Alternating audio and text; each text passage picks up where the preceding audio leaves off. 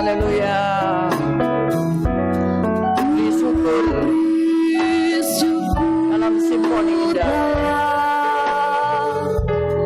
Simfoni indah, haleluya. Ajaib, ajaib Tuhan. Ajaib, ajaib Tuhan. Amin, haleluya. Ajaib namamu. Amin, haleluya. Nama yang beribadah, Yesus namanya. Mimbar, saya serahkan kepada hamba akan melayani Tuhan. Amin, haleluya.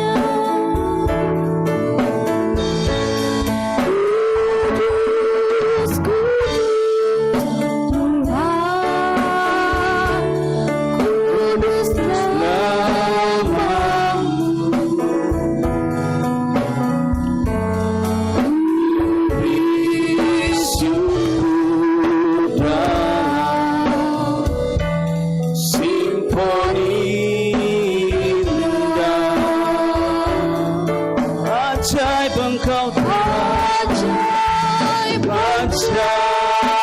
Tuhan, ajaib namamu Tuhan Yesus, ajaib namamu. Amin Tuhan Yesus. Nama yang beribadah, Yesus namanya. Amin Tuhan, Engkau Allah yang ajaib, Engkau Allah yang perkasa, Engkau Allah yang mulia Tuhan Yesus. Engkau Allah yang terbaik dalam kehidupan kami, yang selalu memberikan kami kekuatan, yang selalu memberikan kemenangan Tuhan. Lewat pada siang hari ini Tuhan, kami akan mendengarkan firman-Mu Tuhan Yesus, firman-Mu yang penuh kuasa, firman-Mu yang ajaib dan penuh dengan Tuhan kedahsyatan Tuhan. Biarlah firman-Mu menguasai kehidupan kami pada siang hari ini Tuhan. Kami Tuhan, buka tanah hati kami yang paling baik Tuhan, untuk diisi dengan kebenaran firman-Mu Tuhan.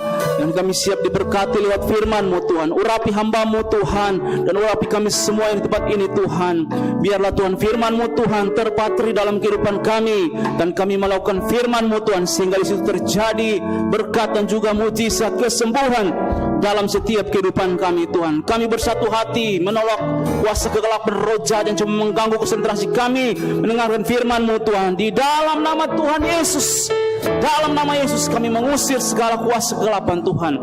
Biarlah Roh Kudus-Mu yang berkuasa menjamah dan memberkati kami pada siang hari ini Tuhan. Kami siap mendengarkan firman-Mu Tuhan Yesus. Berkati juga para pelayan-pelayan-Mu Tuhan, pemain pujian, pemain musik yang ada, singers yang ada, multimedia, bahkan semua pelayan-pelayan, bahkan seluruh jemaat Tuhan, Engkau memberkati. Dalam nama Yesus kami berdoa mengucap syukur. Haleluya.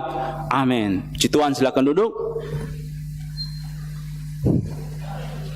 Shalom, selamat pagi. Puji Tuhan. Untuk memulaikan semangat pada hari ini, coba sama-sama dengan saya kita berikan salam haleluya 3 kali ya. Oke, 1, 2, 3. Haleluya, haleluya, haleluya. Sekali lagi ya, dengan tangan di kepala supaya kita pagi yang semangat ya. 1, 2, 3. Haleluya, haleluya, haleluya. Puji Tuhan.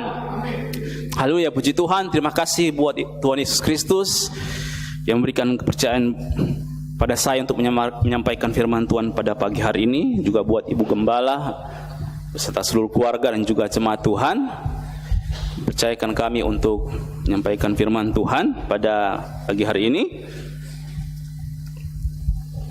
Puji Tuhan, saya ingin menarik benang merah dari khotbah Ibu Gembala hari Kamis ya, bahwa Injil adalah kekuatan Allah ya. Dalam Roma 1 ayat 16, kenapa Injil adalah kekuatan Allah ya? Karena Injil adalah Yesus sendiri, karena Injil adalah firman Tuhan itu sendiri ya. Yohanes 1 ayat 1 berkata, pada mulanya adalah firman ya, dan juga ayat 14 dikatakan, dan firman itu telah menjadi manusia ya. Jadi firman Tuhan, Injil itu adalah Yesus Kristus sendiri ya.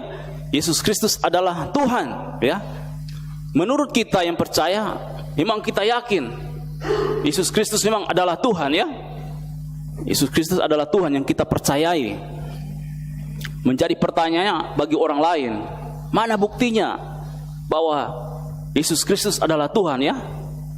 Kita memang percaya ya, tanpa melihat saja kita percaya bahwa Yesus Kristus adalah Tuhan. Menjadi pertanyaan bagi orang lain, mana buktinya? Nah, pagi hari ini saya ingin kemukakan, berbicara tentang bukti, pasti kita akan masuk ke ranah hukum ya. Kita harus perlu bukti-bukti untuk menunjukkan bahwa Yesus Kristus adalah Tuhan. Tema saya pada pagi hari ini ya, cukup 2 ayat untuk membuktikan bahwa Yesus adalah Tuhan ya. Cukup 2 ayat untuk membuktikan bahwa Yesus Kristus adalah Tuhan. Kalau ada lebih ayat, lebih bagus lagi, puji Tuhan ya. Nah, saya ingin bertanya dulu kepada jemaat, kira-kira hukum agama lebih dulu atau hukum pemerintahan ya? Kira-kira pasti hukum agama ya, kira-kira Pak ya, hukum agama ya. Coba baca dalam, Bapak Hesron bisa tolong baca Kejadian 2 ayat 16 sampai 17. Ini adalah peraturan atau hukum pertama bagi manusia di Taman Eden ya. Ada pesan Tuhan bagi Adam. Lalu Tuhan Allah memberi perintah ini kepada manusia, semua pohon dalam taman ini boleh kau makan buahnya dengan bebas, tetapi pohon pengetahuan tentang yang baik dan yang jahat itu janganlah kau makan buahnya, sebab pada hari engkau memakannya pastilah engkau mati. Ya, puji Tuhan. Ini adalah peraturan atau hukum yang pertama yang dibuat Allah bagi manusia ya. Nah, kita akan masuk pada ayat pokok kita, berbicara tentang ayat-ayat membuktikan bahwa Yesus Kristus adalah Tuhan. Di dalam Yesaya 9 ayat 5 kita akan baca bersama-sama pada hitungan yang ketiga. Yesaya 9 ayatnya yang kelima. Kita akan baca bersama-sama. Yesaya 9 ayatnya yang kelima. Dengan judul Kelahiran Raja Damai.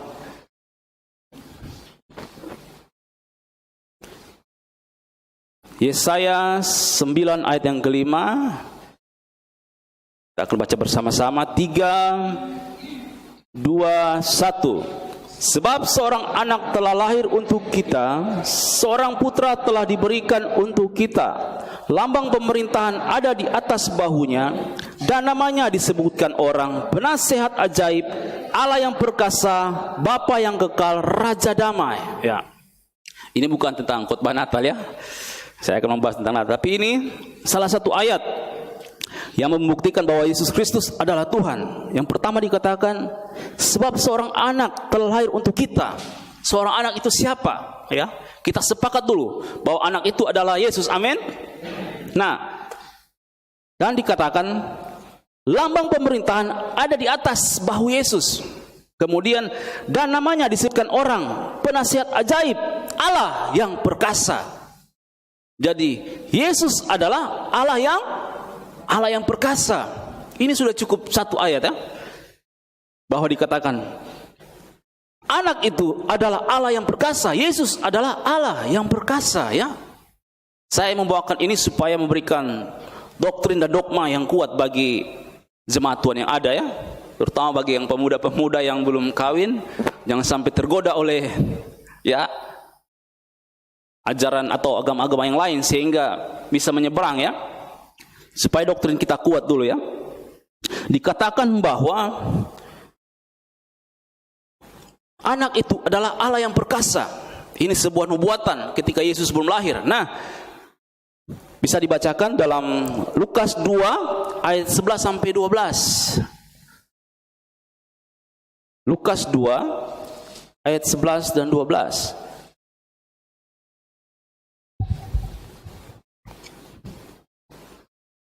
Hari ini telah lahir bagimu Juru Selamat, yaitu Kristus Tuhan di kota Daud.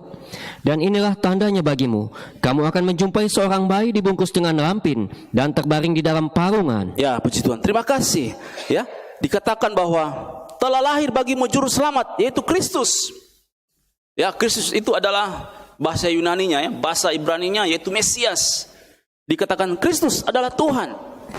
Anak itu adalah Mesias. Ya, sebagai simbol dari ketuhanan ya. Jadi ini adalah penggenapan ketika Yesus lahir. Jadi ini sudah dua ayat yang membuktikan bahwa Yesus itu adalah Tuhan dan Juru Selamat kita ya. Membuat kita iman kuat, iman kita jadi muncul, mau mempengaruhi kita sehingga kita tidak terpengaruh ya. Nah, sebelum kita ke dalam lagi, saya ingin bisa dibacakan dalam Ulangan 19 ayat 15. Ulangan 19 ayat 15.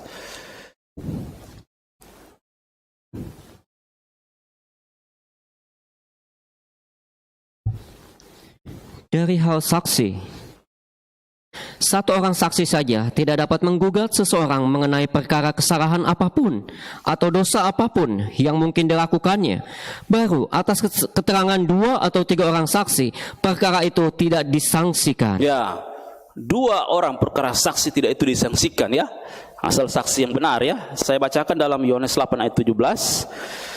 Dan di dalam kitab Tauratmu ada tertulis bahwa kesaksian 2 orang adalah sah. Yohanes 8 ayat 17. Nah, saudara, dari perjanjian lama ke perjanjian baru, bahwa 2 orang saksi ya adalah tadi dalam hukum agama, dalam hukum pemerintahan, dalam kitab undang-undang hukum acara pidana pasal 118 saya akan bacakan.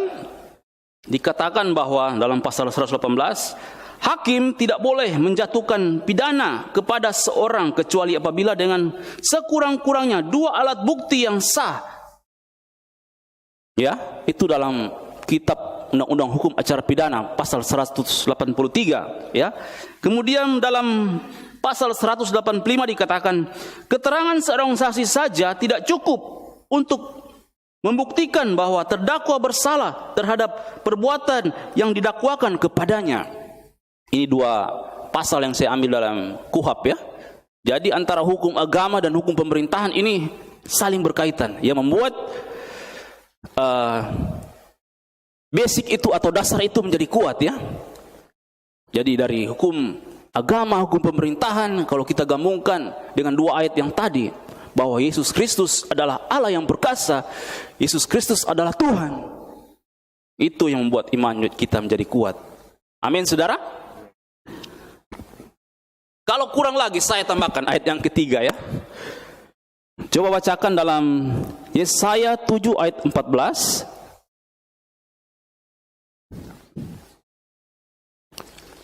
Saya akan membacakan dalam Matius. Akan menamakan dia Yesus karena dialah yang akan menyelamatkan umatnya dari dosa mereka. Ayat 23. Sesungguhnya anak darah itu akan mengandung dan melahirkan seorang laki-laki dan mereka akan menamakan dia Immanuel yang berarti Allah menyertai kita ya. Sebuah nubuatan dan penggenapannya bahwa Yesus Kristus adalah Tuhan ya. Immanuel, baik bahasa Ibrani juga sama Immanuel. Dan masa Yunaninya Immanuel. Ini saudara, kitab Yesaya ini ditulis tahun 700 sebelum Masehi. Ya, 700 sebelum Masehi. Yesus lahir ini sekitar 6 tahun sebelum Masehi. Jadi ada jarak waktu 7 abad atau 700 tahun baru Yesus lahir. Sebuah nubuatan menyelamatkan umatnya dari dosa, untuk menyertai kita, Tuhan dan Juru Selamat kita. Tadi kita masuk ke tema ya. Sekarang kita akan masuk ke subtema. Subtemanya saya mengambil segala perkara ya. Ketika dia sebagai Tuhan, kita akan masuk kepada subtema bahwa dia sebagai Tuhan akan memberkati saudara, akan memulihkan saudara, dan akan menyembuhkan. Ya, puji Tuhan. Kita akan masuk kepada subtema yang pertama, yaitu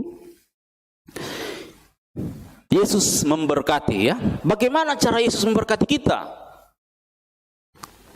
Keluaran 23 ayat 25 kita akan baca.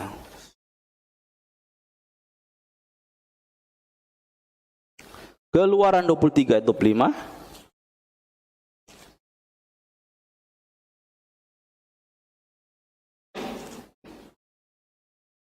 Tetapi kamu harus makananmu dan air minumanmu, dan aku akan menjauhkan. Saya tambahkan ayat 26. Tidak akan ada negerimu perempuan yang keguguran atau mandul. Aku akan menggenapkan tahun umurmu ya. Jadi bukan dikatakan kalau boleh ibadah ya, kalau boleh ibadah. Tapi dibilang, tapi kamu harus beribadah supaya diberkati. Jangan hari Senin sampai Sabtu kerja di banyak orang tempat kerja, ke mall, ke sana kemari. Tapi pas hari Minggu yang cuma beberapa orang tidak datang ibadah. Ya, jadi yang di rumah yang mendengarkan firman Tuhan, mari kita datang beribadah. Tapi kamu harus beribadah supaya kamu diberkati. Amin, saudara. Ya, puji Tuhan.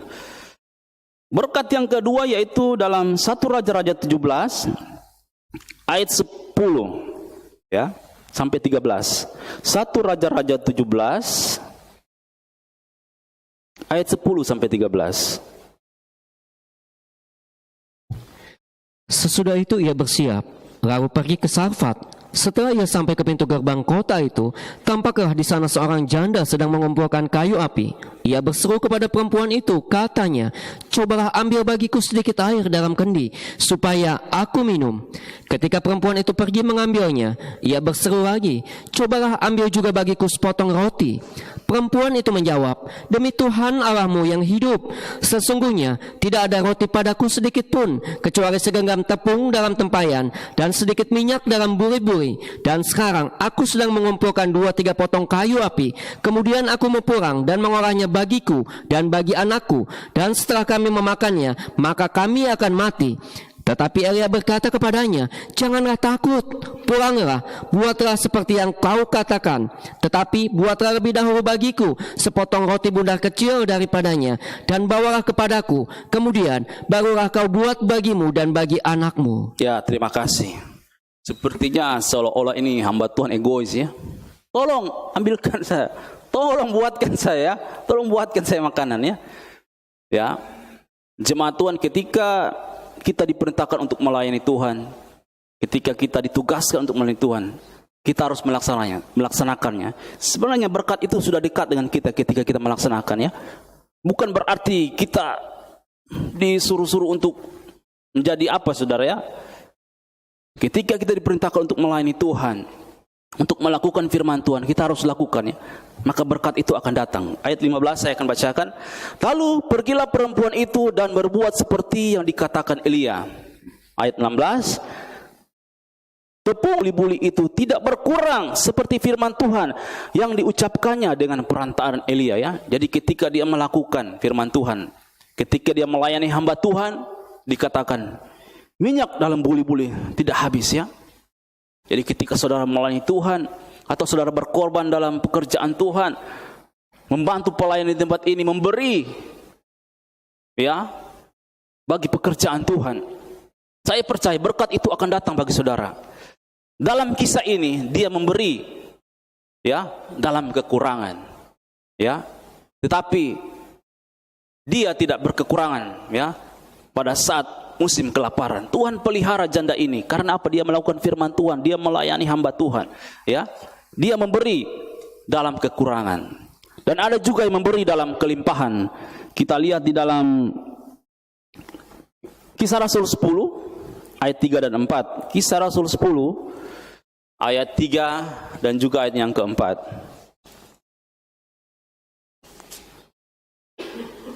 Dalam suatu penglihatan, Kira-kira jam 3 petang, jelas tampak kepadanya seorang malaikat Allah masuk ke rumahnya dan berkata kepadanya, "Cornelius." Ia menatap malaikat itu dan dengan takut ia berkata, "Ada apa Tuhan?" Jawab malaikat itu, "Semua doamu dan sedekahmu telah naik ke hadirat Allah dan Allah mengingat engkau." Ya, puji Tuhan. Dia adalah Cornelius, seorang perwira, tetapi dia selalu memberi sedekah, ya, bagi pekerjaan Tuhan, ya, memberi dengan kelimpahan, ya. Jadi saudara mau diberkati, saudara harus, ya, memberi bagi pekerjaan Tuhan, baik tenaga saudara, ya, tenaga saudara, pikiran saudara, saudara tuangkan dalam pekerjaan pelayanan Tuhan, ya. Jadi juga saudara diberkati dalam kekuatan, kesehatan, saudara diberikan hikmat di dalam kehidupan sehari-hari, ya. Saya bersaksi sedikit, saudara. Nah, ketika saya berdoa, saya digerakkan Tuhan untuk memberikan kepada seseorang, ya. Tetapi uang di saku saya tidak cukup, ya. Kemudian saya pinjam kepada orang, saya berikan kepada orang yang lain. Jadi saya memberi dengan utang, saudara, ya. Bukan memberi dalam kekurangan, memberi dengan utang. Karena saya belajar untuk melakukan firman Tuhan, ya. Tapi tidak berkekurangan, saudara. 2 minggu kemudian, ini hal yang luar biasa, saudara-saudara, ya. Saya diberkati, ya, hampir 3 kali lipat berkat itu kembali, ya. Sehingga saya merasa heran, luar biasa ini firman Tuhan, ya. Luar biasa Tuhan kita, ya. Ajaib, Dia memberkati. Saat kita memberi, kita taat pada Tuhan, Dia akan memberkati kita. Amin, saudara. Ketika saudara suami bekerja, suami saudara diberkati. Amin, saudara. Jadi suami pintar cari duit, ya. Istri juga pintar cari duit, ya. Pintar cari duit suami maksudnya, ya. Kalau suami taruh di dompet atau di bawah bantal, istrinya dapat, ya. Ini hanya bercanda, ya, saudara. Jadi istri pintar cari duit suami maksudnya, ya. Nah, saudara, kita akan masuk pada poin yang kedua. Posisi Yesus ketika Dia memberkati dan juga Dia menyembuhkan. Markus 5 ayat 22. Markus, poin yang kedua, Yesus menyembuhkan. Markus 5 ayat 22. Datanglah seorang kepala rumah ibadat yang bernama Yairus. Ketika ia melihat Yesus, tersungkurlah ia di depan kaki Yesus. Ayat 23. Dan memohon dengan sangat kepada Yesus, "Anakku perempuan sedang sakit, hampir mati. Datanglah kiranya dan letakkanlah tanganmu atasnya, supaya ia selamat dan tetap hidup." Ya, puji Tuhan. Bahkan ayat selanjutnya dikatakan bukan cuma sakit, tapi mati, meninggal anak ini, ya. Tetapi apa yang Yesus lakukan? Bukan saja Dia menyembuhkan, tapi Dia membangkitkan. Ya, Yesus mampu menyembuhkan dan membangkitkan anak ini, ya. Anak dari kepala rumah ibadat, ya. Karena apa? Dia Tuhan. Posisi Dia sebagai Tuhan, Dia mampu menyembuhkan dan membangkitkan. Coba kita buka dalam, tapi tidak ada dalam kitab saudara, ya. Ini dalam, ya, Quran. Pasal yang Al-Quran saya akan bacakan di mana posisi Yesus di dalam Al-Quran, ya. Saya akan bacakan. Dan Rasul kepada Bani Israel, "Sesungguhnya Aku telah datang kepadamu dengan membawa sesuatu tanda dari Tuhanmu, yaitu aku membuat untuk kamu dari tanah berbentuk burung, kemudian aku meniupnya, maka ia akan menjadi seekor burung dengan seizin Allah, dan aku menyembuhkan orang yang buta sejak dari lahirnya, dan orang yang berpenyakit sopak, dan aku menghidupkan orang mati dengan seizin Allah." Ini adalah Yesus dalam kisah Al-Quran, ya. Ketika Yesus membangkitkan orang mati, ya. Luar biasa. Yesus saja terkenal di dalam kitab Al-Quran, ya. Saudara-saudara, saya juga kaget ketika tetangga saya ada yang meninggal. Seorang ustadz berkata bahwa Nabi Isa membangkitkan orang mati. Saya sempat kaget, ya. Dan juga saya juga bangga, ya, bahwa di dalam ajaran lain, agama lain percaya bahwa Nabi Isa itu membangkitkan orang mati. Apalagi dalam Alkitab. Ya, kisah Yesus membangkitkan orang mati, membangkitkan Lazarus, saudara-saudara ya. Dia mampu membangkitkan semangat saudara dan juga membangkitkan pekerjaan saudara ya. Sehingga saudara diberkati dan juga diberikan kesehatan. Amin, saudara. Puji Tuhan. Kita lihat pada poin yang ketiga, pada poin yang terakhir, yaitu dalam Ayub 39 ayat 34. Yesus memulihkan.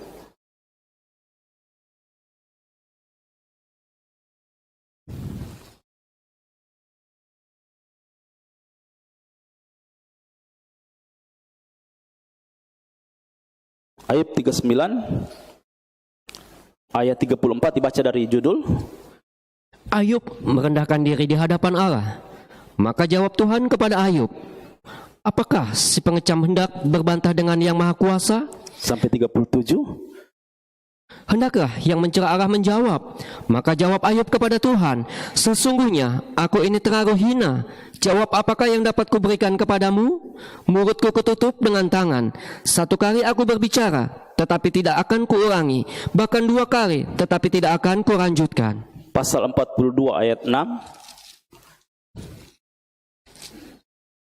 Oleh sebab itu, aku mencabut perkataanku, dan dengan menyesal, aku duduk dalam debu dan abu. Ayat 10 kita baca bersama-sama dengan Bapak Hesron. Kita baca bersama-sama. Ayat 10. 2, 3. Lalu Tuhan memulihkan keadaan Ayub setelah ia meminta doa untuk sahabat-sahabatnya.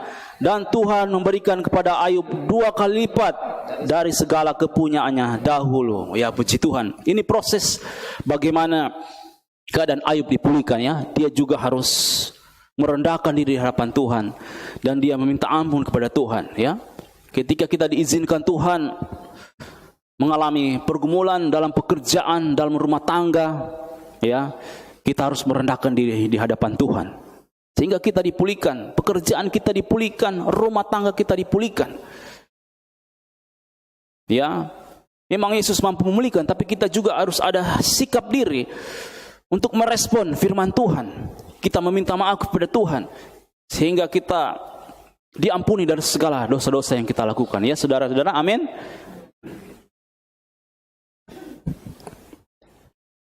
Nah, sebagai kesimpulan saudara, saya akan mengulangi kesimpulan dari khotbah ini.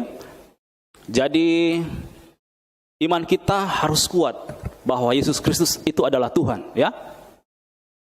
Kemudian kita percaya bahwa posisi Yesus sebagai Tuhan, Dia akan menyembuhkan saudara, ya, Dia akan memberkati saudara.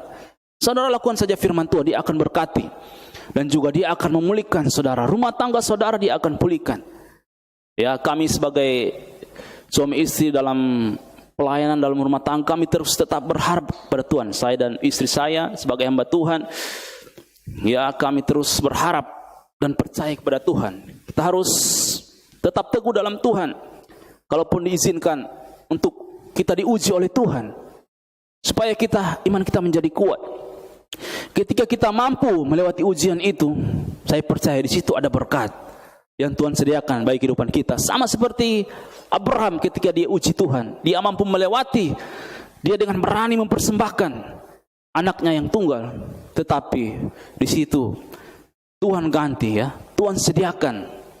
Allah Jehovah Jireh, Allah yang menyediakan segala kebutuhan kita, Allah menyediakan segala kesehatan kita. Amin, saudara. Saya undang pemain musik. Saya akan tutup dengan satu kesaksian, saudara. Sebelum anak saya yang pertama lahir, jadi saya menunggu di ruang operasi, ya, disuruh tunggu. Di situ ada banyak orang-orang agama lain, ya, di sebelah saya. Namun hati saya begitu ingin mencari Tuhan, ya. Saya digerakkan untuk mencari Tuhan, ya. Lalu saya bawa headset, kebetulan saya bawa headset, saya putar lagu, saya menyanyi, tidak terasa saya merasakan hadirat Tuhan. Saya sampai terharu menangis, saudara, ya. Karena istri saya mau dioperasi ini, anak pertama, saudara. Setelah saya selesai, kemudian suster memanggil saya, "Pak, suami dari Ibu Olga. Oh ya, saya masuk, dipanggil untuk bincang-bincang dengan dokter ya. Lalu dokter katakan begini, jadi begini Pak, ya puji Tuhan anak Bapak sudah lahir, tapi sebenarnya itu anak Bapak tidak bernapas. Saya langsung astaga, saya bilang, oh Tuhan tolong. Tapi puji Tuhan kita sudah tolong katanya. Saking saya ragunya, saya tanya, betul Pak tidak bernapas anak saya tadi? Dia bilang iya, tapi puji Tuhan kita sudah tolong. Saya bilang waktu itu, entah dokter agama apa, saya cuma bilang, puji Tuhan, terima kasih. Ya, tidak salah-salah saya mencari Tuhan ya. Tidak salah-salah saya menyembah Tuhan pada waktu itu ya. Mungkin saya digerakkan Tuhan untuk saya berharap kepada Tuhan ya.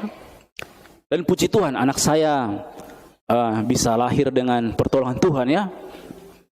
Karena saya percaya bahwa kita tahu bahwa Yesus itu adalah Tuhan. Dia mampu menyembuhkan saudara. Dia mampu menolong saudara. Asalkan saudara punya semangat untuk mencari Tuhan ya. Sama seperti kepala rumah ibadat. Dia ada inisiatif, dia mencari Tuhan. Meskipun dia sebagai kepala rumah ibadat, dia datang mencari Tuhan. Tuhan mampu, tapi Tuhan mau apa kita mau mencari Tuhan ya. Kita mau datang ke hadirat Tuhan ya. Sehingga di situ ada mujizat Tuhan ya. Puji Tuhan. Kita akan menyanyikan satu pujian bagi Tuhan. Saya percaya firman Tuhan ini menjadi berkat bagi kita. Kesaksian saya juga menjadi berkat bagi kita bahwa Tuhan mampu menolong kehidupan kita ya. Haleluya Tuhan. Terima kasih Tuhan. Terima kasih Yesus. Mari kita renungkan firman Tuhan. Bahwa Tuhan kita ajaib. Tuhan kita mampu menolong kehidupan kita. Meskipun kita dalam kesesakan. Meskipun kita dalam pergumulan yang berat. Kita tahu kita punya Allah yang hidup. Dia mampu, sanggup menolong kehidupan kita. Terima kasih Tuhan. Terima kasih Tuhan.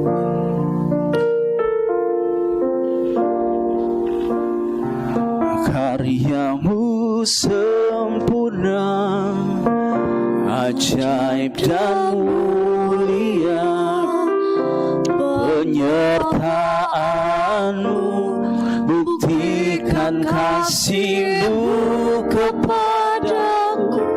Ku agungkan Engkau, ajaib dan mulia, kasih-Mu terindah selamanya. Saudara tahu ketika saya menyembah Tuhan, lagu ini yang saya angkat di hadapan Tuhan ya. Ketika istri saya berada dalam ruang operasi, anak saya mau dilahirkan, saya mengangkat pujian ini. Saya percaya Tuhan itu ajaib dan mulia ya. Mari nyanyikan pujian ini bersama-sama. Haleluya. Makasih Tuhan.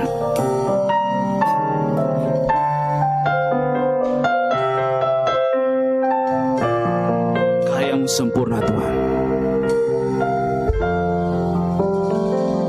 Karyamu sempurna, ajaib dan mulia, penyertaan-Mu buktikan kasih-Mu kepadaku. Ku agungkan Engkau, Yesus termulia, kasih-Mu terindah selamanya. Nyanyikan pujian dari awal.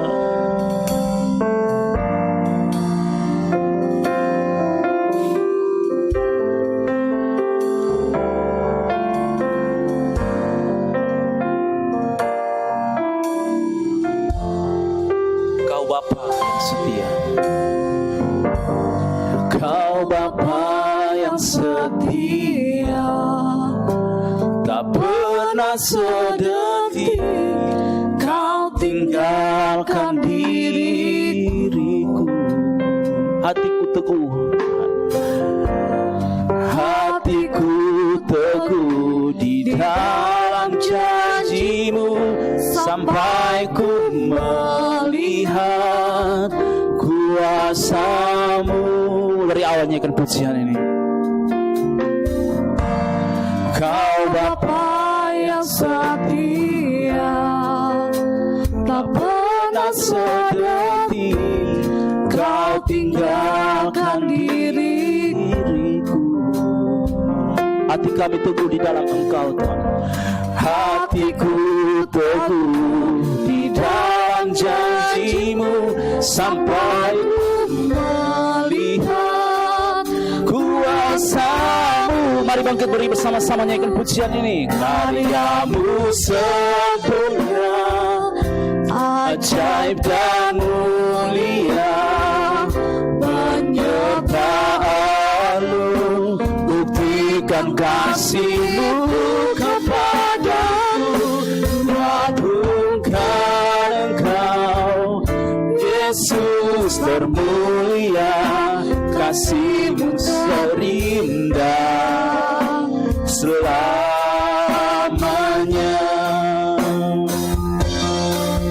Kasih-Mu Tuhan, karya-Mu terbesar, karya-Mu sempurna, ajaib dan mulia, penyertaan-Mu, buktikan kasih-Mu kepadaku.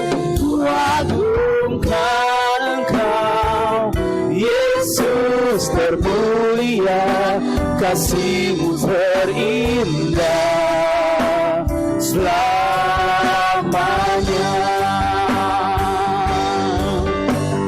Amin. Tuhan Yesus, karya-Mu sempurna, karya-Mu sempurna, ajaib dan mulia, penyertaan-Mu, buktikan kasih-Mu kepadaku. Kuagungkan Engkau, Yesus termulia, kasih-Mu terindah. Karya-Mu sempurna, ajaib dan mulia, penyertaan-Mu, buktikan kasih-Mu kepadaku.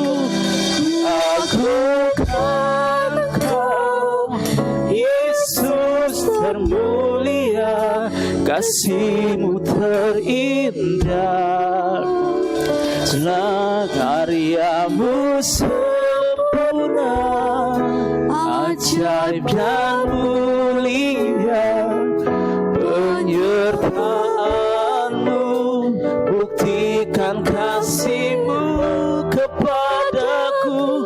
Kuagungkan Engkau, Yesus termulia, kasih-Mu terindah selamanya.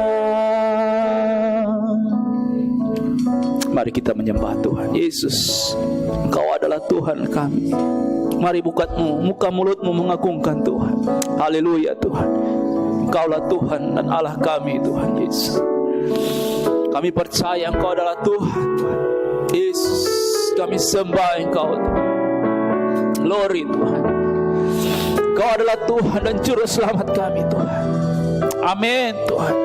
Yesus, glory. Terpujilah nama Tuhan. Terpujilah nama Yesus. Engkaulah Tuhan kami. Kuatkan kami Tuhan. Haleluya Yesus. Terpujilah nama Tuhan. Terpujilah nama Yesus. Tiada Tuhan selain Engkau Yesus. Tiada alat selain Engkau Tuhan Yesus. Glory Tuhan. Segala keagungan bagi Engkau Tuhan Yesus.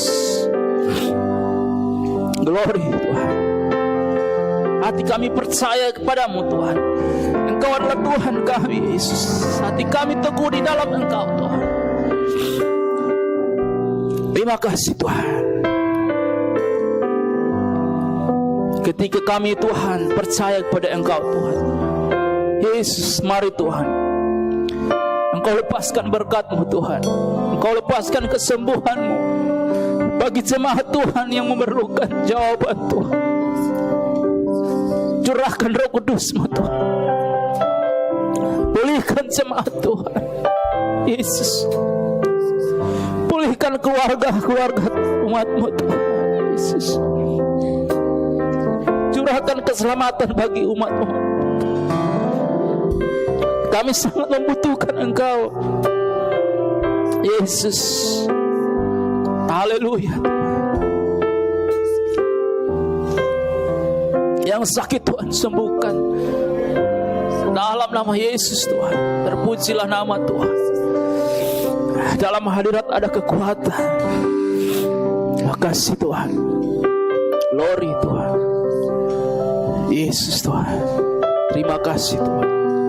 Mengalirlah Roh Kudus dalam hidup. Mengalirlah kuasa Tuhan bagi engkau yang sungguh-sungguh membuka hati di hadapan Tuhan. Jangan engkau malu di hadapan Tuhan.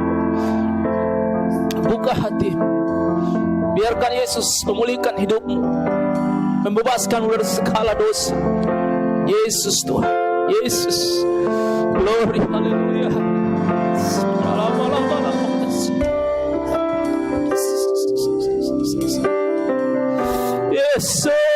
Yesus Tuhan.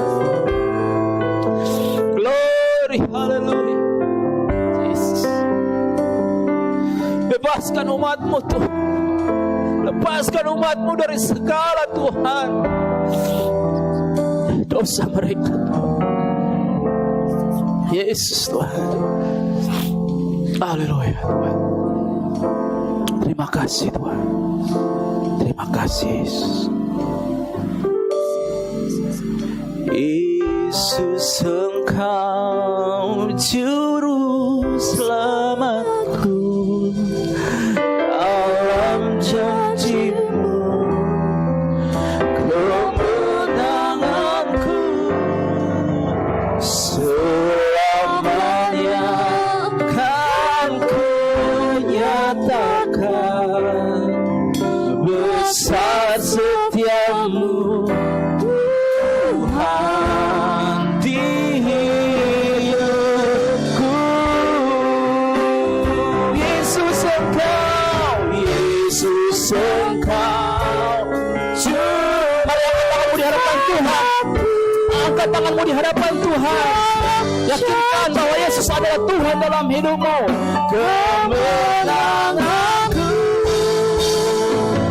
selamanya aku nyatakan besar setiamu Tuhan di hidupku. Besar setiamu, besar setiamu Tuhan di hidupku. Besar setiamu, besar setiamu Tuhan. Besar setiamu, besar setiamu Tuhan. Besar setiamu, besar setiamu Tuhan di hidupku. Terima kasih Tuhan. Kami percaya Engkau adalah Tuhan kami Tuhan. Engkau adalah Allah kami. Engkau yang akan memberkati kami. Engkau yang akan memulihkan kami. Dan Engkau akan yang menyembuhkan segala kehidupan kami Tuhan. Engkau akan menyelamatkan kami, akan seluruh keluarga kami Tuhan. Terima kasih Tuhan. Terima kasih Yesus. Iman kami dikuatkan dan juga kehidupan kami diberkati Tuhan lewat firman-Mu Tuhan yang dahsyat, yang ajaib. Terima kasih Tuhan. Kami kembalikan segala puji bagi Engkau Tuhan. Dalam nama Tuhan Yesus Kristus. Haleluya. Amin. Kita angkat resnya.